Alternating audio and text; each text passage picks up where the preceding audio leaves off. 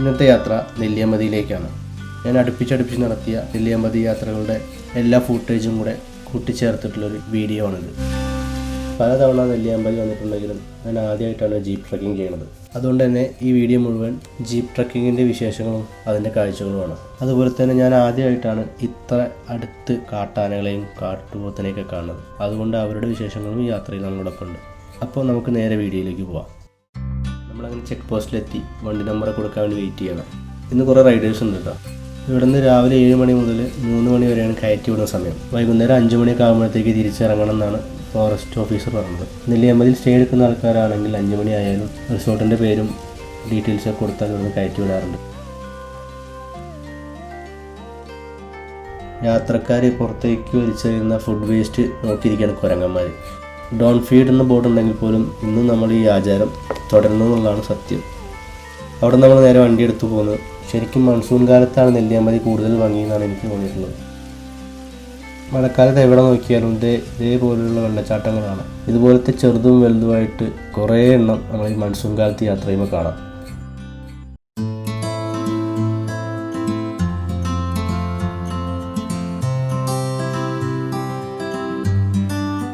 ഈ കാണുന്നത് സീതാർകുണ്ട് വെള്ളച്ചാട്ടമാണെന്നുള്ളതാണ് എനിക്ക് തോന്നുന്നത്.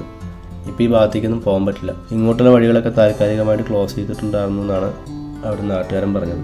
ഇതിന് മുമ്പ് ഞാൻ പ്രാവശ്യം വന്ന സമയത്ത് ഇവിടെ 2 സ്കൂൾ കുട്ടികൾ ആത്മഹത്യ ചെയ്തിട്ട് അതിൻ്റെ ഒരു വിഷയങ്ങളൊക്കെ നടന്നിട്ടുണ്ടായിരുന്നു. അതിനുശേഷം ഇവിടെ എന്തൊക്കെയോ റെസ്ട്രിക്ഷൻസ് വന്നിട്ടുണ്ട്.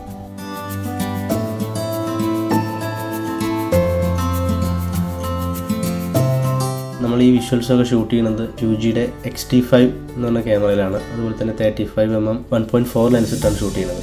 ഈ യാത്ര സത്യം പറഞ്ഞ ഒരു ക്യാമറ ടെസ്റ്റിങ്ങും കൂടെയാണ്. ഫ്യൂജിയുടെ ക്യാമറകൾ വെതർ സീൽഡാന്ന് പറയുന്നുണ്ട്. അതുകൊണ്ട് നല്ല മഴയുള്ള സമയത്തൊക്കെ നമ്മൾ ഉപയോഗിച്ചിട്ടുണ്ടായിരുന്നത്.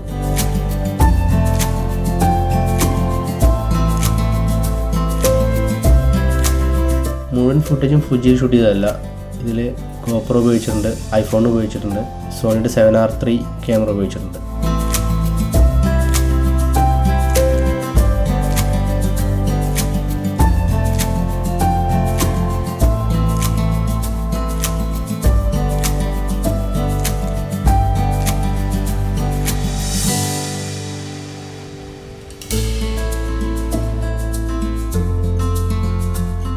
നെല്ലിയാമ്പതി ആസ്വദിക്കാൻ വരുന്നവർ എൻ്റെ അഭിപ്രായത്തിൽ പരമാവധി ബൈക്കിൽ വരുന്നതായിരിക്കും നല്ലതാവുക.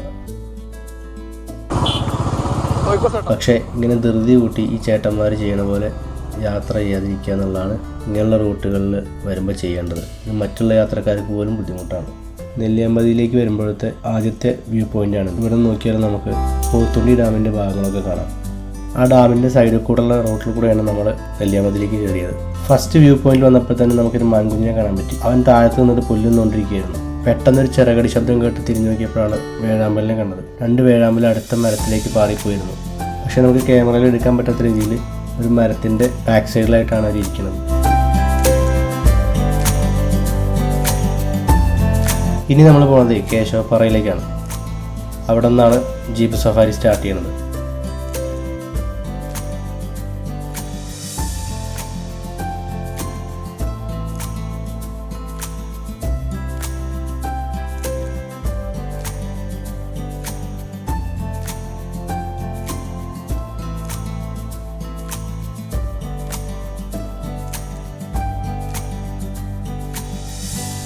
ഇതാണ് കേശവപ്പാറ.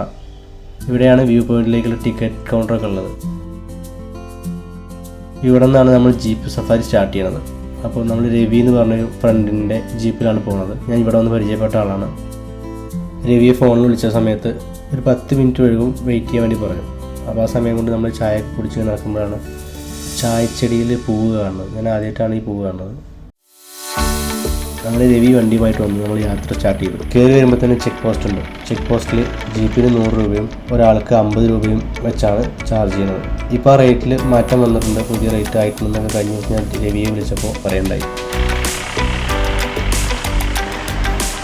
ഇവിടുന്ന് അങ്ങോട്ടാണ് മിന്നമ്പാറ, മാട്ടുമല, കാരാസുരി എന്നൊക്കെ പറയുന്ന വ്യൂ പോയിൻറ്റ്സ് വരുന്നത്. ഈ വഴി നേരെ മിസ്റ്റ് വാലി എന്ന് പറയുന്ന റിസോർട്ടിലേക്കും അത് കഴിഞ്ഞാൽ തമിഴ്നാട് പറമ്പിക്കുളം ഭാഗത്തേക്കും കൂടിയുള്ള റോഡാണ്. പക്ഷേ ഈ പറമ്പിക്കുളം ഭാഗത്തേക്ക് പോകാൻ ഫോറസ്റ്റ് ഡിപ്പാർട്ട്മെൻറ്റിൻ്റെ പെർമിഷൻ വേണം.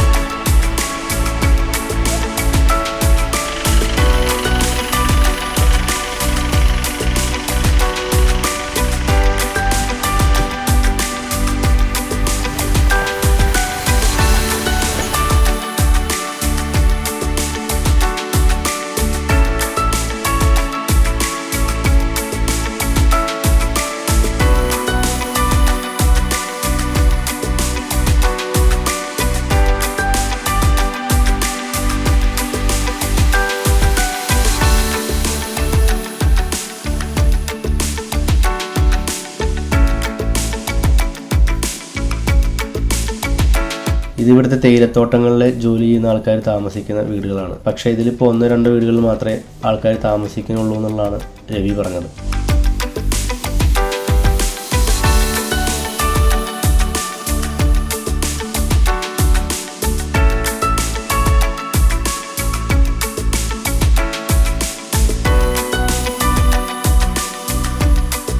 ഇതാണ് ഫസ്റ്റ് വ്യൂ പോയിൻ്റായ മിന്നാമ്പാറ. കോട കാരണം ഒന്നും കാണാൻ പറ്റാത്ത അവസ്ഥ. വന്ന സമയത്ത് നമ്മൾ മാത്രമായിരുന്നു മലയുടെ മുകളിൽ. അത് കഴിഞ്ഞ് 1-2 ഫാമിലിയൊക്കെ വന്നു. പക്ഷേ എന്നാലും പരസ്പരം ആരും കാണാൻ പറ്റാത്ത അവസ്ഥയിലായിരുന്നു കോട.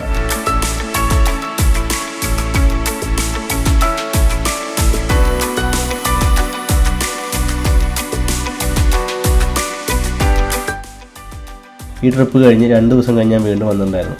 അന്നെടുത്ത വിഷ്വലാണ് ഇത്. ഇതൊന്നും ഞങ്ങൾ അന്ന് വന്നപ്പോൾ കണ്ടിട്ടുണ്ടായിരുന്നില്ല. അത്ര കോടയായിരുന്നു. കോട കണ്ട സന്തോഷം കാരണം രവീനെ കെട്ടിപ്പിടിക്കുകയായിരുന്നു കോമ്രഡ് പുറത്താണ് ജോലി ചെയ്യണത്. മഴ കാണാൻ വേണ്ടി മാത്രമായിട്ട് ഈ മാസം വന്നതാണ്.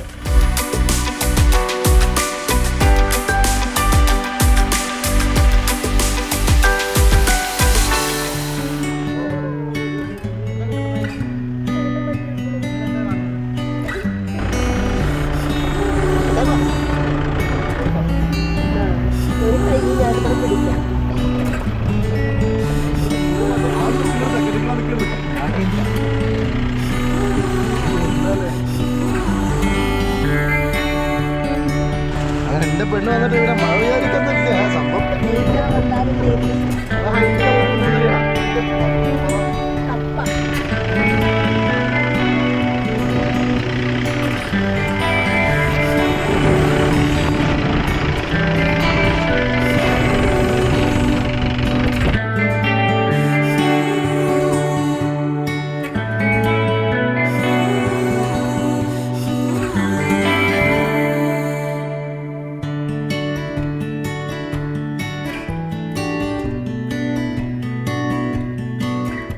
നമ്മുടെ ജീപ്പ് ഡ്രൈവർ രവിയുടെ നമ്പർ ഞാൻ താഴെ കൊടുക്കുന്നുണ്ട്.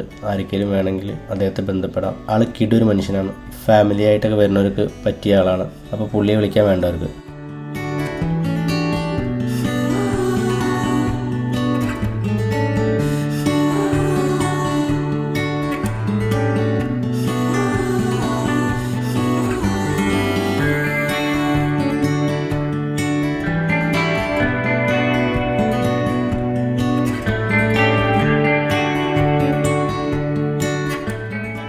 ഇതാണ് രണ്ടാമത്തെ വ്യൂ പോയിൻ്റായ മാട്ടുമല.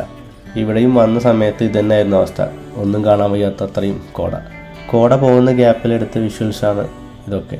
അങ്ങനെ കോട ഒന്ന് മാറിയുന്ന സമയത്ത് നമ്മൾ അപ്പുറത്തെ മലയിൽ കാട്ടുപോത്തുകൾ മെയിൻ കണ്ടു. പിന്നെ കുറച്ച് ഫോട്ടോസും വീഡിയോസൊക്കെ എടുത്ത് നിൽക്കുന്ന സമയത്ത് താഴെ മലയിൽ ആനകൾ നിൽക്കുന്നത് കണ്ടു. ഒരു കൂട്ടാന. അത് കണ്ടത് പെട്ടെന്ന് നമ്മൾ വണ്ടിയൊക്കെ തിരിക്കാൻ വേണ്ടി പറഞ്ഞ് നമ്മൾ അടുത്ത വ്യൂ പോയിൻറ്റും ആ ഭാഗത്താണ്. അപ്പോൾ ആ റോട്ടിൽ കൂടെ പോയാൽ ആനയെ കാണാമെന്ന് രവി പറഞ്ഞത്. നമ്മൾ പെട്ടെന്ന് വണ്ടിയൊക്കെ എടുത്ത് അങ്ങോട്ട് പോവുകയാണ്. ഈ കാണുന്ന മലയിൽ നിന്നാട്ടോ നമ്മളിപ്പോൾ ഇറങ്ങി വന്നത്.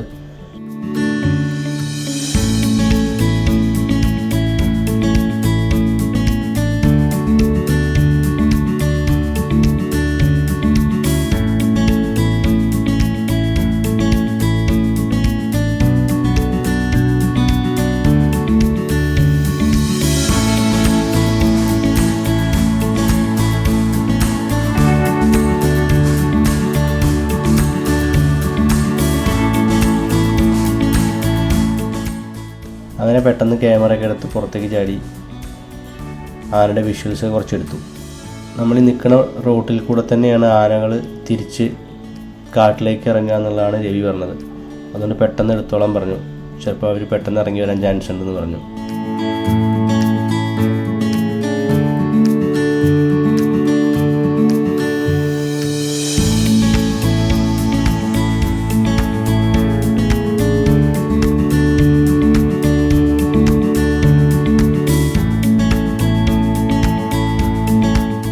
മൂന്നാമത്തെ വ്യൂ പോയിൻ്റായ കാരാസൂരി എന്ന് പറഞ്ഞ സ്ഥലത്തേക്ക് നമ്മൾ പോകണില്ല വെച്ചു. കാരണം ഇരുട്ടാവാൻ തുടങ്ങി. അതുപോലെ തന്നെ നമ്മൾ തിരിച്ചു വരുമ്പോഴെങ്ങാനും ആന വഴിയിലുണ്ടെങ്കിൽ ബുദ്ധിമുട്ടാവും. അങ്ങനെ ആനയുടെ കാഴ്ചകളൊക്കെ നോക്കി നിൽക്കുമ്പോൾ തൊട്ട് മുന്നത്തെ മലയിൽ കോടമഞ്ഞിൻ്റെ ഇടയിൽ കൂടെ 2 കാട്ടുപോത്തുകളെ കണ്ടു.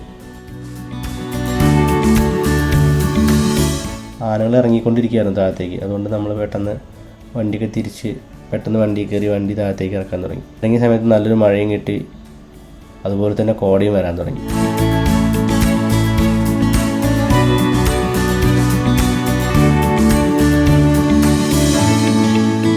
അപ്പോൾ ഇത്രയേ ഉള്ളൂ ഇന്നത്തെ വീഡിയോ. ഇനി അടുത്ത വീഡിയോ ആയിട്ട് വീണ്ടും കാണാം. ബൈ.